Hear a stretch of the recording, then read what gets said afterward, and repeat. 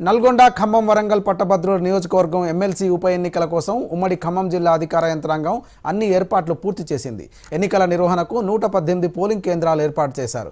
142 మంది పీఓలు, 142 మంది ఏపీఓలు, 284 మంది ఓపీఓలు నియమితులయ్యారు.